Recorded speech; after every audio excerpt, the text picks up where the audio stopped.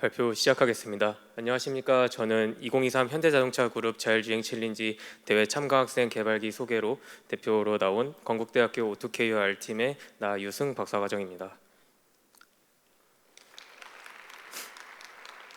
감사합니다.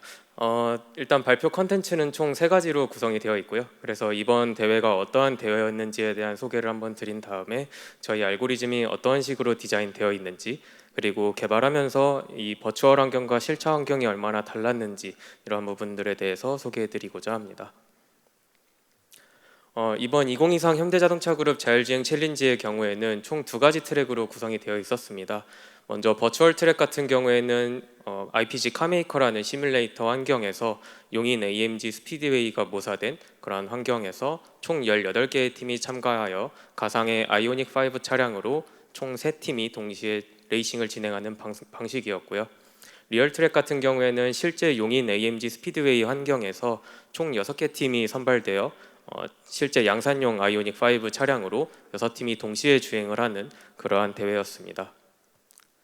그래서 개발 같은 경우에는 조금 잘 안 보이실 수도 있는데, 저희가 버추얼 트랙과 리얼 트랙을 모두 참가를 했었기 때문에 두 트랙을 연계해서 개발을 진행하게 되었고요. 먼저 시뮬레이터 환경에서 모든 알고리즘을 개발을 한 이후에 실차 환경으로 이 알고리즘을 옮겨가면서 점차 고도화해 나가는 그러한 방식으로 개발 일정을 세우고 실제로 진행을 하게 되었습니다. 차량 센서 같은 경우에는 다른 팀과는 다르게 굉장히 단순한 형태로 구성을 했었습니다. 그래서 왼쪽 상단에 있는 게 저희 차량 모습인데요. 실제로 루프 위에 32채널 라이다 하나만 가지고 저희는 모든 미션을 수행을 했었고, 추가적으로 뒤쪽에 RTK GNSS 하나와 그다음에 내부적으로 연산을 할 수 있는 고성능 CPU가 달려있는 PC 한 대와 엔비디아 올인이라고 불리는 GPU 연산만을 위한 PC 한 대 해서 총 2대의 PC를 사용하여 대회에 참가하게 되었습니다. 다음은 알고리즘 설계 관련 부분입니다. 일단 로컬라이제이션 같은 경우에는 센서 퓨전을 기반으로 위치 추정을 진행을 하였고요. 가장 우선적으로는 GNSS 데이터와 INS 솔루션 기반으로 위치 추정 알고리즘을 사용을 하면서도 어떠한 이제 센서가 고장나는 그런 환경들을 대비하기 위해서 맵매칭 기반으로 알고리즘을 고도화하는 그러한 과정으로 전체 시스템을 설계를 하였습니다. 퍼셉션 부분 같은 경우에는 버추얼 환경에서는 저희가 카메라를 미션 때문에 사용을 했었는데요. 카메라 같은 경우에는 머신러닝 기반의 알고리즘을 사용을 하였으며 2스테이지 기반으로 알고리즘을 설계해서 일단 첫 번째 스테이지에서는 욜로 V7을 통해 객체의 위치를 파악하고 어떠한 클래스를 가지는지 초기 클래스를 부여하는 그러한 시스템을 설계를 한 다음에 이 넘어온 클래스들과 위치 정보를 활용해서 레지넷 34 네트워크를 통해 상세 클래스를 부여하는 이런 2스테이지 기법을 활용을 했었습니다. 다음으로 라이다 기반 객체 인식 부분입니다. 여기서도 머신러닝 기반의 방법과 함께 룰 베이스드 기반 방법을 2개를 이제 퓨전하는 그러한 형식으로 전반적인 시스템을 설계를 했었고요. 머신러닝 기반 방법 같은 경우에는 포인트 필러 네트워크를 사용을 하고 텐서RT라고 불리는 경량화 기법을 사용해서 10ms 정도의 인퍼런스 타임을 가질 수 있도록 디자인을 하였습니다. 룰 베이스드 방법 같은 경우에는 기존과 유사한 방법이지만 좀 특이하게 이번 대회에는 모든 차량이 아이오닉 5였기 때문에 아이오닉 5의 CAD 모델을 사용을 해서 3D 레지스트레이션을 통해 최종적으로 바운딩 박스를 피팅하는 그러한 접근을 한번 시도해 보았고, 이 역시 10ms 정도의 인퍼런스 타임을 보였습니다. 최종적으로 이렇게 2가지 소스에서 출력되는 디텍션 정보를 컨피던스 스코어를 기반으로 퓨전하는 방식으로 최종적으로 디텍션 아웃풋을 내게 되었습니다. 다음으로는 다중 객체 추적 트래킹 쪽 부분입니다. 그래서 트래킹 같은 경우에는 먼저 트랙 스테이트 에스티메이션을 해야 되는데, 이 스테이트 에스티메이션 하는 과정은 등가속 모델을 기반으로 칼만 필터 모델을 설계해서 진행을 했었고요. 그리고 각각의 트랙이 어떻게 어소시에이션이 되는지에 대한 부분은 글로벌 니어리스트 네이버 알고리즘을 사용을 해서 유클리디안 디스턴스를 기반으로 트랙 어소시에이션을 진행하였습니다. 마지막으로 저희가 또 새롭게 시도했던 부분은 이번 대회가 자율주행 이번 자율주행 대회가 고속 환경에서 이루어졌어야 됐습니다. 최고 속도가 150km 정도까지 날 수 있는 환경이었는데 저희가 사용했던 스피닝 라이다의 특성상 이제 라이다 스캔의 첫 시작점과 마지막 끝나는 지점까지 시간 딜레이가 0.1초 정도 발생하게 됩니다. 그렇게 되면은 각 라이다의 이 스캔 위치에 따라서 최고 0.1초까지 오차가 발생을 하게 되는 거기 때문에 각각의 존을 좀 나눠서 어느 존에서 인식된 객체인가를 활용을 해서 트래킹 성능을 고도화하는 작업을 진행했습니다. 그래서 실제로 좌측 영상에서 이런 정밀한 시간을 고려하지 않았을 때는 정적 객체임에도 자차가 좌우로 오실레이션이 생기는 상황에서 동적 객체로 인식하는 그러한 한계가 있었는데, 이렇게 정밀한 시간 기반으로 트랙 어소시에이션과 함께 트래킹을 진행을 했더니 정상적으로 정적 차량으로 인식하는 그런 모습을까지 볼 수가 있었습니다. 인지에서 마지막으로 이제 주변 차량의 경로를 예측해야 되는데요. 이 모션 프리딕션은 기존의 다양한 그런 물리학적 모델들도 많이 사용이 되었고, 최근에는 머신러닝을 기반으로 하는 방법들도 사용이 되고 있습니다. 저희는 그런데 뭔가 이 레이스 트랙이라는 특성상 대부분의 차량들이 레이스 라인을 기반으로 추종을 하기 때문에 뭔가 플래닝 컨트롤스러운 방법을 이 프리딕션 모듈에 적용을 했습니다. 그래서 굉장히 쉬운 방법인 스탠리 메소드와 함께 차량의 키네마틱 모델을 활용을 해서 경로 예측을 진행을 했었고요.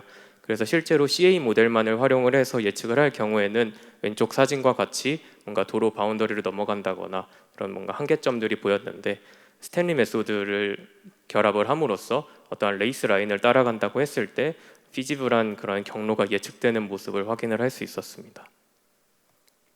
그래서 이렇게 세 가지 인지 모듈을 개발을 하고 나서 그러면 어떤 파라미터가 최적인가를 분석을 하는 데 있어서 저희가 평가 툴을 매틀랩을 기반으로 개발을 하였습니다.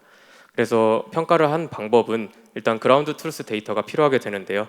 이 그라운드 트루스 데이터 같은 경우에는 저희가 주변 차량에 고정밀의 GPS 장비를 장착함으로써 자연스럽게 뭔가 해당 차량들의 위치 정보와 모션 데이터들을 취득할 수 있도록 환경을 구축하였습니다.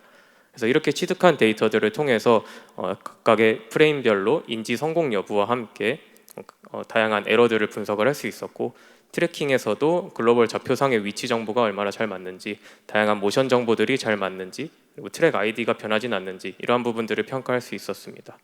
프리딕션의 경우에도 이미 저희가 취득한 데이터에서 일정 타임 슬롯을 가져오면은 이 프리딕션된 결과와 비교를 할 수 있기 때문에 각 차량의 이 프리딕션 방법별로 어떠한 모델을 썼을 때 가장 좋은 성과를 낼 수 있는지 이런 부분들을 분석을 해서 최종적으로 파라미터를 선정하였습니다. 다음은 플래닝 부분입니다. 이번 대회 특성상 어떠한 레이스 라인을 디자인을 해야 되는데, 저희는 이 레이스 라인 디자인을 하는 과정에서 최소 공률 기반 경로 생성 기법을 적용을 하였습니다. 그래서 전체 레이스 트랙의 레프트 바운더리와 라이트 바운더리를 알고 있을 때 어떻게 주행을 해야 최소 공률을 만들 수 있는지에 대해서 이를 최적화 기법을 통해서 모델링을 하고 최종적인 경로를 선정을 하게 되었고요. 선정된 경로에서 어떻게 속도 프로파일을 입힐 것인가에 대한 부분은 이제 차량의 역학적인 특성과 함께 GG 다이어그램이라고 불리는 각 속도별로 최대 종가 속도와 최대 횡가 속도 정보를 활용을 해서 모델링을 해가지고 최종적인 목표 타겟 벨로시티 프로파일을 생성을 하게 되었습니다. 이 역시도 마찬가지로 차량을 실제로 굴려보면서 어떠한 경로가 가장 좋은지를 선정하기 위해서 분석 툴을 개발을 하게 되었고요. 조금 더 구체적으로 벨로시티 프로파일에 대해서 설명을 드리자면, 이 벨로시티 프로파일의 GG 다이어그램 입장에서 총 세 가지의 파라미터가 존재하게 되는데, 첫 번째로는 저희가 종방향 최대 가속도 같은 경우에는 항상 최대 속도로 가야 되기 때문에 이거는 고정이 돼 있었고요. 최대 감속도가 좀 중요했습니다. 왜냐하면 저희가 전기차를 기반으로 하고 있는데 총 2.7km의 용인 스피드웨이를 10바퀴를 도는 동안 최대 감속도로 계속 주행을 하게 되면은 브레이크 과열로 인해서 정상적인 브레이크가 동작이 되지 않게 됩니다. 그래서 어느 정도 수준으로 감속도를 설정했을 때 적절하게 주행을 할 수 있는가, 이러한 부분들 때문에 최대 감속도에 대한 파라미터가 존재했고요. 그다음에 두 번째로는 얼마나 횡방향으로 가속도를 쓸 것인가, 이 부분이 너무 과하게 되면은 슬립이 많이 나게 될 것이고 너무 적게 쓰면은 속도를 과도하게 줄일 수 있기 때문에 이러한 파라미터가 하나 더 존재했고, 마지막으로 저희가 GG 다이어그램을 초타원으로 모델링을 하였는데 이 초타원의 개수를 어느 정도로 설정을 할 것인가, 이렇게 해서 총 3가지 파라미터를 선정을 해서 다양한 경로들을 만들고 이 중에서 어떠한 경로를 썼을 때 저희가 가장 빠르게 목표하는 그런 라인을 주파하면서도 가장 안정적이게 주행을 할 수 있는가, 이렇게 전반적으로 평가를 함으로써 최종적으로 선정을 하게 되었습니다. 또한 레이싱이다 보니까 추월 판단을 해야 되는데요. 그래서 이 부분은 생각보다 간단하게 디자인을 했습니다. 그래서 저희는 기본적으로 프레네 프레임이라는 도로를 기반으로 하는 프레임에서 이러한 판단들을 진행을 했고, 실제로 이전 퍼셉션 모듈에서 예측된 경로와 자차가 갈 수 있는 그런 한계점들을 예측을 했을 때 실제로 추월 가능 영역 안에서 오버랩되는 구간이 생기는가, 이런 부분들을 사용을 해서 추월을 판단하였습니다. 그래서 만약에 추월이 판단이 일어나면은 지역 경로를 이제 따로 다시 생성을 해야 되는데, 여기서도 마찬가지로 프레네 프레임 상에서 2가지 기법을 결합을 하여서 경로를 생성하였습니다. 횡방향 경로 같은 경우에는 타임 t에 대한 횡방향 n, 이것을 이제 샘플링 기법을 이용을 해서 디자인을 하였고, 정방향 경로 같은 경우에는 타임 t에 대한 s 방향 움직임을 모델 예측 제어 기법을 기반으로 해서 최적화 기반으로 풀게 되었습니다. 그래서 이거를 속도를 잘 추종을 하거나 전방 차량의 크루즈 컨트롤을 하는 그런 속도 프로파일을 생성을 해서 최종적으로 각각 타임 t에 대한 n 값과 s 값을 알고 있기 때문에 s, n을 도출할 수 있고, 이를 통해 x, y까지 도출하는 그런 과정을 통해서 최종적인 경로를 생성을 하고 적절한 경로를 선택하는 과정을 거쳤습니다. 마지막으로 컨트롤 부분이고요. 그래서 컨트롤에서도 횡방향과 정방향을 나누어서 진행을 했습니다. 그래서 횡방향 같은 경우에는 저희가 실차다 보니까 이런 MDPS 모터 특성이나 아니면 다양하게 발생하는 딜레이 측면들을 모두 분석을 해서 MPC 모델을 개발을 하게 되었고요. 그리고 추가적으로 저희가 한계 영역까지 사용을 하다 보니까 한계 영역에서 보상을 해주는 그런 추가적인 보상기까지 디자인을 해서 잘 주행을 하는 모습을 볼 수 있었습니다. 종방향 같은 경우에는 기본적인 PID 제어기를 사용을 했고요. 그래서 P제어만 실제로 사용을 하고, P제어를 통해서 나온 타겟 토크를 저희가 엑셀 페달과 브레이크 페달로 제어를 했어야 돼서 이 부분을 토크맵으로 디자인을 함으로써 이 타겟 토크를 엑셀 페달과 브레이크 페달로 변환해주는 과정을 거쳤습니다. 그래서 시뮬레이션 환경 같은 경우에는 저희 카메이커 11 환경에서 로스 1을 기반으로 하는 시스템을 디자인을 했었고요. 그래서 시뮬레이션 환경은 실제 대회장, 버추얼 대회장과 유사하게 총 3대의 차량이 동시에 운용될 수 있는 그런 환경을 만들어서 검증을 했었습니다.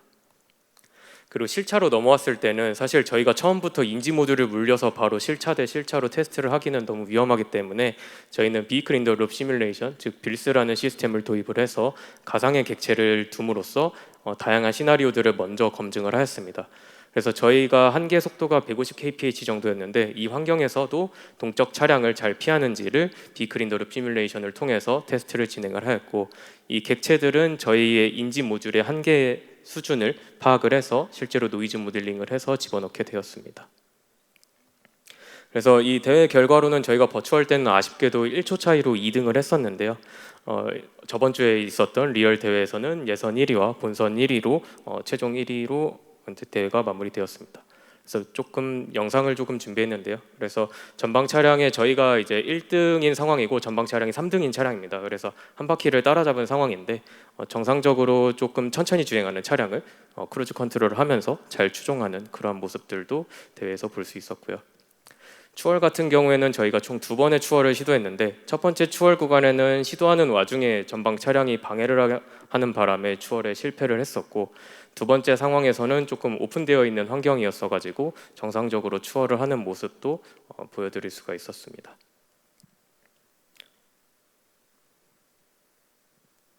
그래서 영상에 잘 나오진 않았는데 이렇게 앞에 있었던 차량을 잘 추월을 하고 넘어가는 모습까지 볼 수 있었고요. 마지막으로 고속 상황, 저희가 130 kph를 타겟으로 했는데 고속에서도 굉장히 안정적으로 스티어링이 움직이고 속도 제어가 되는 모습을 볼 수 있었습니다. 그래서 이렇게 횡방향으로도 가속도가 큰 환경에서도 안정적으로 잘 주행하는 모습까지 보여드릴 수 있었습니다. 마지막으로 버추얼과 리얼 트랙에서의 도메인 갭과 관련된 부분입니다. 가장 컸던 부분은 역시 센서 부분이라고 할 수 있는데요. 이 라이다 센서가 버추얼 환경에서는 전혀 노이즈가 없는 환경이었지만 리얼 환경에서 실제로 데이터를 취득해보니 정말 많은 노이즈가 존재를 했어서 이것들을 어떻게 풀어가는지가 굉장히 중요했었고요. 또한 이제 카메이커 이러한 시뮬레이터의 특성상 다양한 센서 정보들을 취득을 할 수 있는데 이 차량을 분석하는 측면에서도 굉장히 많은 이제 어려움이 있었습니다. 그래서 이러한 차이점들과 함께 또 테스트 환경 측면에서도 차량 시험을 저희가 실차 환경에서는 진짜 테스트 트랙에 가서만 테스트를 할 수 있기 때문에 이러한 부분들이 굉장히 어려워서 저희는 이 카트리 종합 시험로 안에 용인 스피드웨이를 모사하거나 아니면 빌수 시스템을 도입을 함으로써 조금 더 안전하게 테스트할 수 있는 그러한 환경들을 구성을 해서 테스트를 하게 되었습니다. 네, 여태까지 발표 들어주셔서 감사합니다.